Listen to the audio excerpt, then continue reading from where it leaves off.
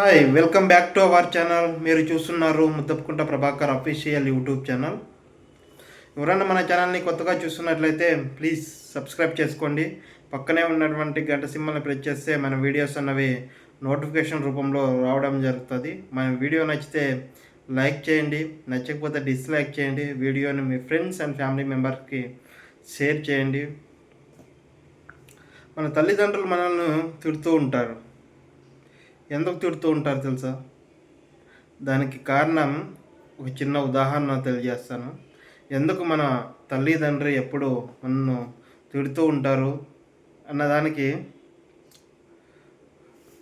ఒక తండ్రి వాళ్ళ కొడుకుని ఎప్పుడు తిడుతూ ఉంటాడు. ఆ కొడుకు బొమ్మలు చేస్తూ ఉంటాడనమాట. బొమ్మలు చేయడం అతను వృత్తి. ఎంత మంచిగా బొమ్మలు చేసినా ఆ తండ్రి మాత్రం ఆ కొడుకును విసుక్కుంటూనే ఉంటాడు, తిడుతూనే ఉంటాడు.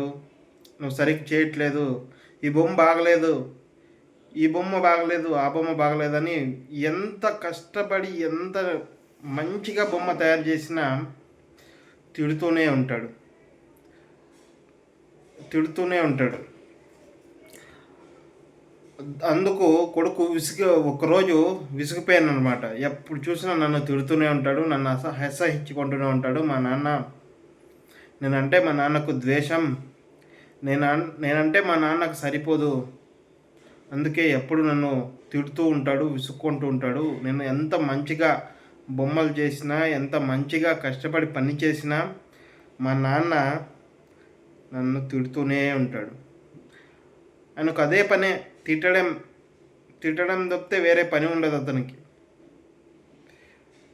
తిడుతూనే ఉంటాడు, అదే పని, వేరే పనే పెట్టుకోడు మా నాన్న అని తన కొడుకు తండ్రి గురించి ఇలా ఆలోచిస్తూ ఉంటాడు.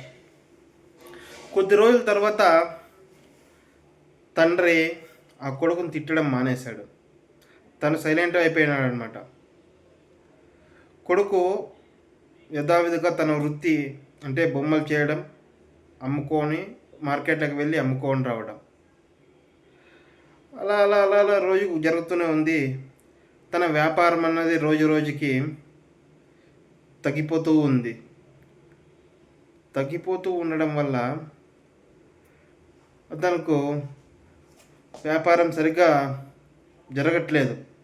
వ్యాపారం అన్నది రోజు రోజుకు 1000 రూపాయలు సంపాదించే అతను 600 సంపాదించడం, 600 సంపాదించే అతను 300 సంపాదించడం, ఇలా రోజు రోజుకి ఒక రోజుకి అసలు తన టౌన్లోకి ఎత్తుకుపోయి మార్కెట్కి తీసుకొని వెళ్ళి తన బొమ్మలన్నీ సేల్ చేసుకొని రావాలని ఎంతో ప్రయత్నిస్తాడు. ఒక రోజంతా పొద్దున్నుంచి సాయంకాలం వరకు కష్టపడి తను చేసిన బొమ్మలను అమ్మడానికి ప్రయత్నిస్తాడు. కానీ ఒక్కటి కూడా అమ్ముడుపోవు. తన బొమ్మలన్నీ తీసుకొని ఇంటికి వచ్చి బాధపడుతూ ఉంటాడు. అప్పుడు వాళ్ళ నాన్న దగ్గరకు వచ్చి తనతో చెప్తాడు, నువ్వు ఎంత మంచిగా చేసినా, ఎంత కష్టపడినా నేను ఎందుకు నిన్ను తిడుతూ ఉంటాను తెలుసా? ఇప్పుడు చేసిన దానికంటే మరింత మంచిగా చేయాలి, అది ఈరోజు సరిపోతుంది. రేపు మరొక బొమ్మ నువ్వు చేసి అమ్మాలంటే దీనికన్నా బెటర్గా, దీనికన్నా మంచిగా బొమ్మను తయారు చేస్తేనే మార్కెట్లో నీ బొమ్మను కస్టమర్లు కొంటారు, లేదంటే కొనరు. మార్కెట్లో చాలా కాంపిటీషన్ ఉంటుంది, అది రోజు రోజుకు పెరుగుతూ ఉంటుంది. ఆ కాంపిటీషన్ అన్నది తట్టుకొని నిలబడాలంటే మనం ఈరోజు చేసినటువంటి బొమ్మ కన్నా మరింత మంచిగా బొమ్మను తయారు చేస్తేనే మన బొమ్మలు అన్నవి కస్టమర్లకు నచ్చి అవి కస్టమర్లు మనతో పాటు తీసుకొని వెళ్తారని తండ్రి కొడుకు చెప్తాడు. తండ్రి ఆ కొడుకుని తిట్టినప్పుడల్లా ప్రతిరోజు ఆయన ఈరోజు చేసిన బొమ్మ అది చూసి తండ్రి ఇది బాగలేదంటే దానికన్నా మంచిగా తయారు చేసేవాడు వేరే బొమ్మ మరుసటి రోజు. దానికి అతను నాణ్యత, అతని యొక్క బొమ్మలు చాలా అట్రాక్టివ్గా కనపడడం వల్ల అవి మార్కెట్లోకి వెళ్తే ఇమ్మీడియట్గా సేల్ అయ్యేవి.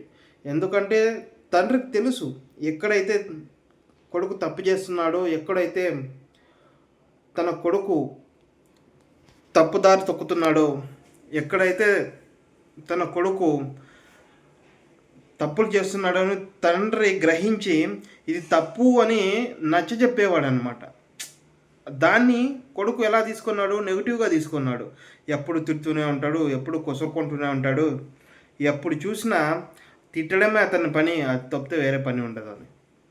కానీ అతనికి తెలియదు కొడుకు ఏమని, తండ్రి తను చేస్తున్న పనిని అబ్జర్వ్ చేస్తున్నాడు, అబ్జర్వ్ చేసి తనకు మెలకువలు చెప్పుతున్నాడు. అంటే ఇక్కడ సరిగా లేదు, ఇక్కడ సరిచేయి అని తనకు తెలియజేస్తున్నాడు. తను చేస్తున్న మిస్టేక్ని కొడుకు తెలియజేస్తుంటే అది తను తిట్టినట్టుగాను చాలా గిల్టీగా ఫీల్ అయిపోయి బాధపడేవాడు అనమాట. అది ఆ రోజు అతనికి అర్థమైంది. మన జీవితంలో కూడా అంతే. మన తల్లి తండ్రి మనల్ని ఎప్పుడూ తిడుతూ ఉంటారు, ఇది ఇలా కాదు, ఇలా చేయాలని మందలిస్తూ ఉంటారు, ఇది తప్పు అని.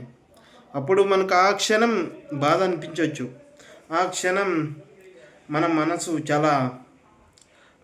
మనసుకు నొప్పిగా అనిపించవచ్చు. కానీ కొంచెం ఓపికగా ఆలోచిస్తే మాత్రం వాళ్ళు చెప్పిన అందులో చాలా నిజాలు, చాలా ఎక్స్పీరియన్స్తో వాళ్ళ అనుభవంతో తెలియజేస్తారు ఏదన్నా కానీ.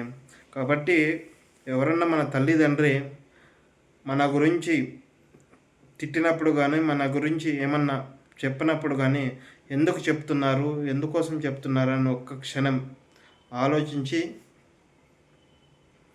మనం నిర్ణయం అనేది తీసుకోవాలన్నమాట. చూస్తున్నారు కదా, ఆ ఒక తండ్రి కొడుకు 1 నెల రోజులు తన చేస్తున్నటువంటి బొమ్మలు సరిగ్గా చేయట్లేదని చెప్పకపోవడం వల్ల తను ఎంతో సక్సెస్ఫుల్గా రన్ అవుతున్నటువంటి బిజినెస్ ఒక్కసారిగా డౌన్ఫాల్ అయిపోయింది. ఎక్కడైతే మిస్టేక్ చేస్తున్నాడో తండ్రి అబ్జర్వ్ చేసి కొడుకు తెలియజేయడం వల్ల మరింత మంచిగా, మరింత అట్రాక్టివ్గా మార్కెట్లో సేల్ అయ్యే విధంగా బొమ్మలు తయారు చేసేవాడు కొడుకు.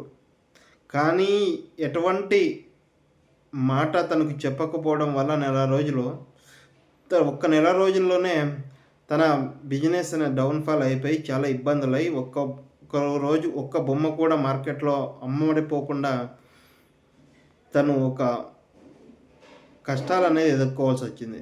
తర్వాత తన తప్పు తెలుసుకొని తన తండ్రి చెప్పినటువంటి అడుగుజాడల్లో, తండ్రి సూచించినటువంటి ఏదైతే తండ్రి తెలియజేస్తాడో దాన్ని తూచా తప్పకుండా పాటించడం వల్ల తను మళ్ళీ సక్సెస్లోకి రావడం అయితే జరిగింది. Thank you for watching. ఎవరైనా మన ఛానల్ని కొత్తగా చూస్తున్నట్లయితే ప్లీజ్ సబ్స్క్రైబ్ చేసుకోండి. వీడియో నచ్చితే లైక్ చేయండి, నచ్చకపోతే డిస్లైక్ చేయండి. మీ అభిప్రాయాన్ని అనేది కామెంట్ రూపంలో తెలియజేయండి. Thank you for watching. Bye bye. మరొక మంచి వీడియోతో మీ ముందుకు వచ్చే ప్రయత్నం చేస్తాను. అంతవరకు చూస్తుండండి Muddapukunta Prabhakar YouTube channel. Thank you.